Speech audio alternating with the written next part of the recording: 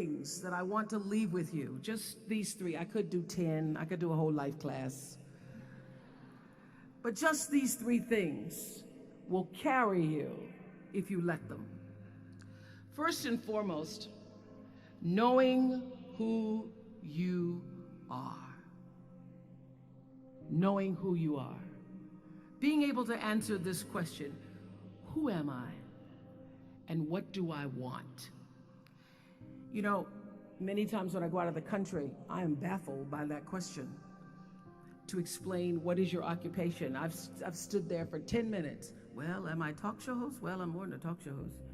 Am I a businesswoman? I'm a businesswoman. I'm more than a businesswoman. Am I an entrepreneur? I'm more than an entrepreneur.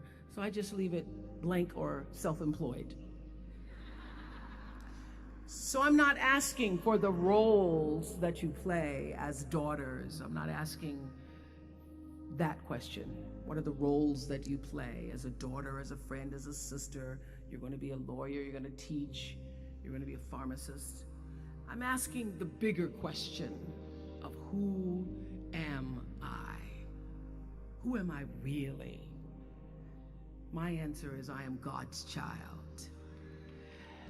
I am that which is born of all that is.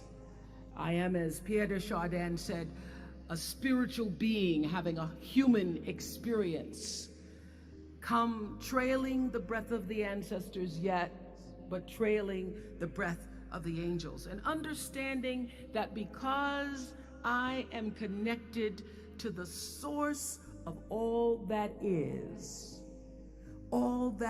possible for me. That's who I am. And what do I want? I don't want to just be successful in the world. I don't want to just make a mark or have a legacy. The answer to that question for me is I want to fulfill the highest, truest expression of myself as a human being. I want to fulfill the promise that the Creator dreamed when He dreamed the cells that made up me. What do I want? You must have some kind of vision for your life. Even if you don't know the plan, you have to have a direction in which you choose to go. I never was the kind of woman who liked to get in a car and just go for a ride. I had a boyfriend who would say, let's just go for a ride. I want to know, where are we going? Do we have a destination?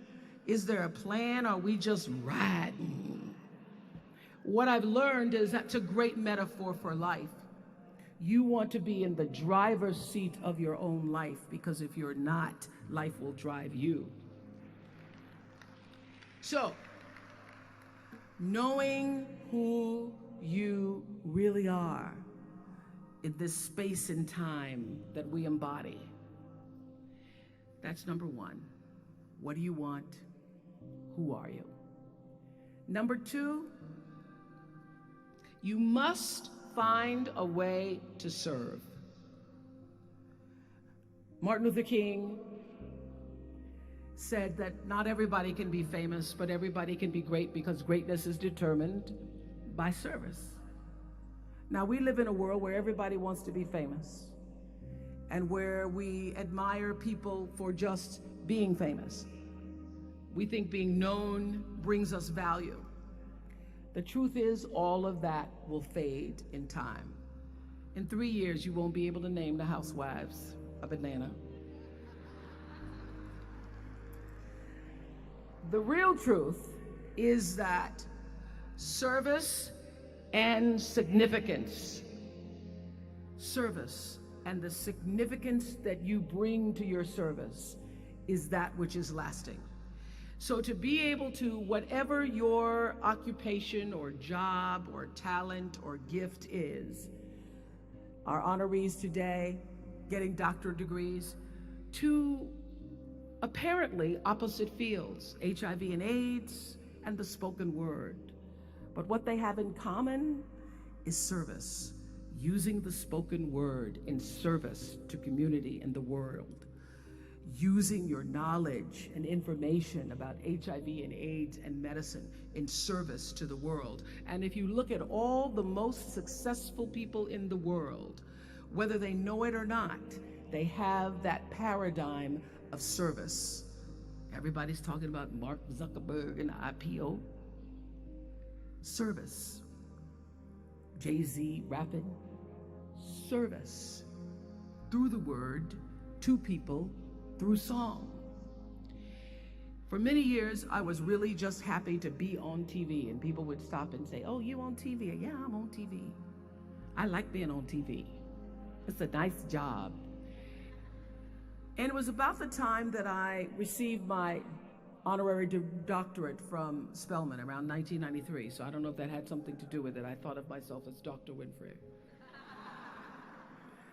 That I went back and I took a long look at what it was I was doing on TV and made a decision that I was no longer going to just be on TV, but I was going to use TV as a platform, as a force for good, and not be used by TV.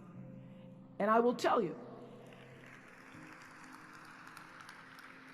my decision to make that significant change in the way I operated on television, using television as a service, changed my career exponentially. Service through medicine, service through art. Using whatever it is you produce, your product, as a way of giving back to the world. When you shift the paradigm of whatever it is you choose to do to service, and you bring significance to that, success will, I promise you, follow you. Service and significance equals success. That's number 2. Number 3, it's so simple, but so hard to do. Always do the right thing. Always.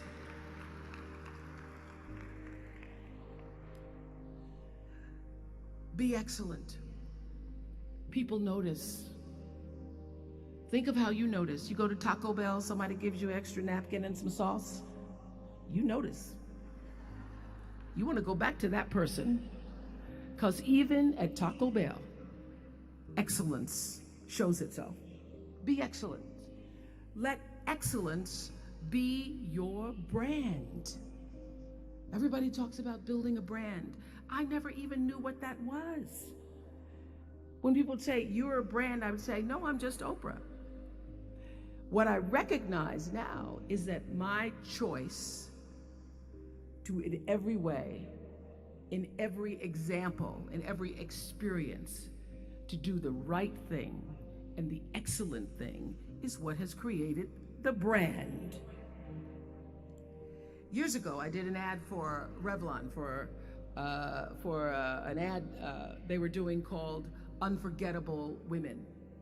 And what I know is that when you are excellent, you become unforgettable.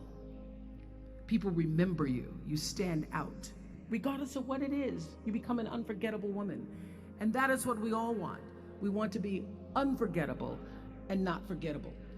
So doing the right thing, even when nobody knows you're doing the right thing, will always bring the right thing to you.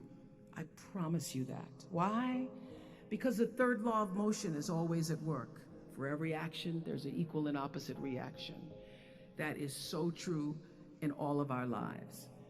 That's what Newton said. Celia in The Color Purple said it. Everything you even try to do to me, already done to you. Everything you even try to do to me, already done to you. So you don't have to worry about revenge or getting back at somebody, making sure they pay You just have to do the right thing, and the right thing will follow you even when people don't support it. I remember many times on my show, there are many shows y'all never saw. And the reason you didn't see them is because I got the last vote. And I remember 2010, my team, hardest working team in television, had done this interview with a woman who turns out she was a Sunday school teacher by day and a sex addict at night. Ooh. And they were like, you won't believe it. We got her going out, we got her with the men, and we get to show her, and she was willing to show us everything. I sat down with a woman for an interview that was taped. And during the process of the interview, I said, why are you doing this? And she said, oh, I want to help people. I want to tell my story and I want to help people. I said, do you have children? She says, yes, I have a 10-year-old son. I knew right then, this is never going to see the light of day. So we got off the air and I said to the lady, we are not going to air that show. And she said, why? My producer said, why? She knew she was being filmed. She knew what she was saying. She knows what you... I said, because her son will never get over it. Her son will never get over it. And it's not worth a rating point to me.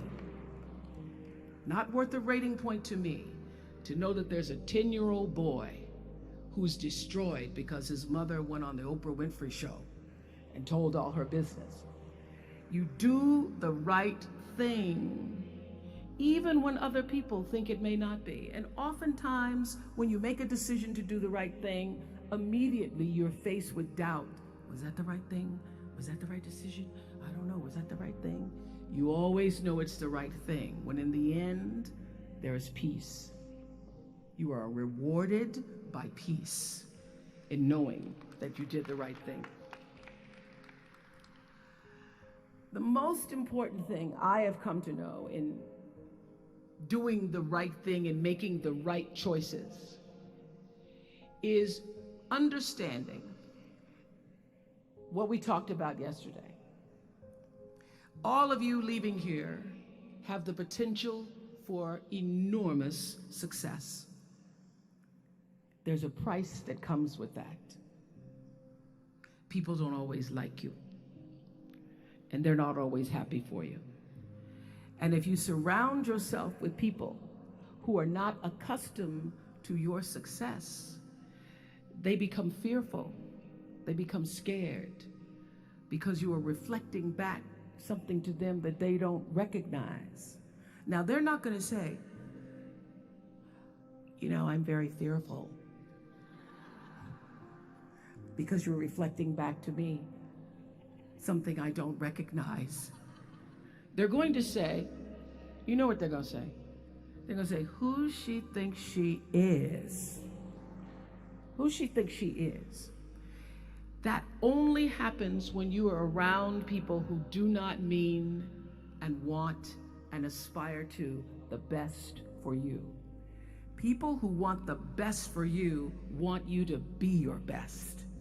So my greatest advice to you is to surround yourself with people who are going to fill your cup until your cup runneth over. So when people say you're so full of yourself, you can say, yeah.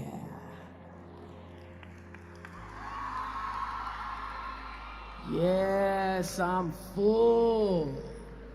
I'm so full, my cup runneth over. And to know that once your cup runneth over, you cannot spend your life with your gallon-size offerings, offering them to pint-sized people.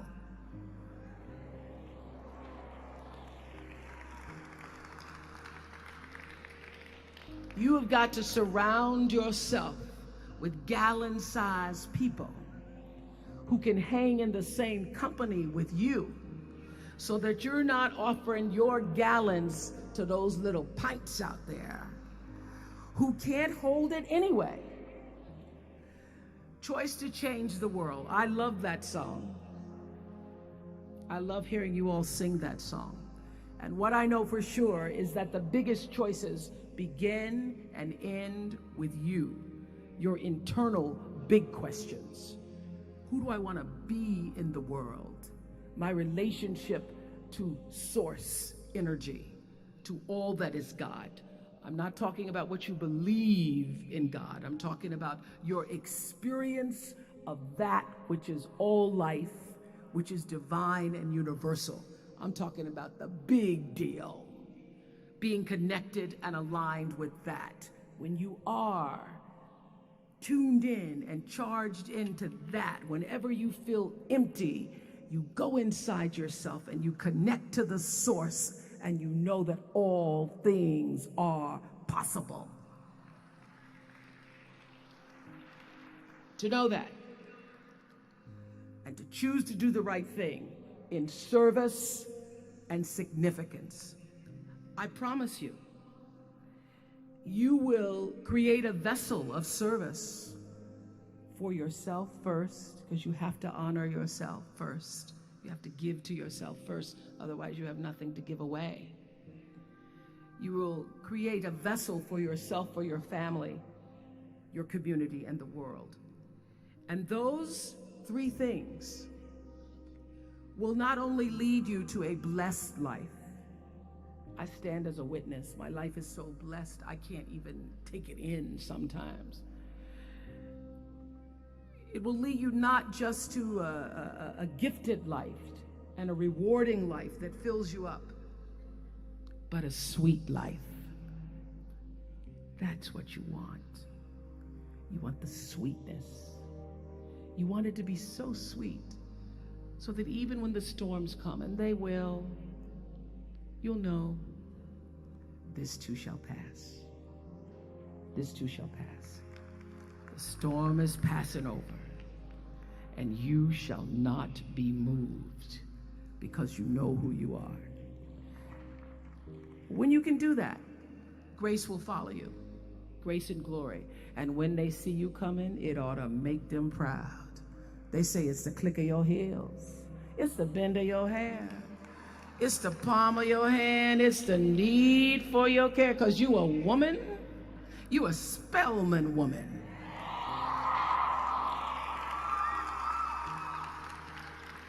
Phenomenal class of 2012. Thank you.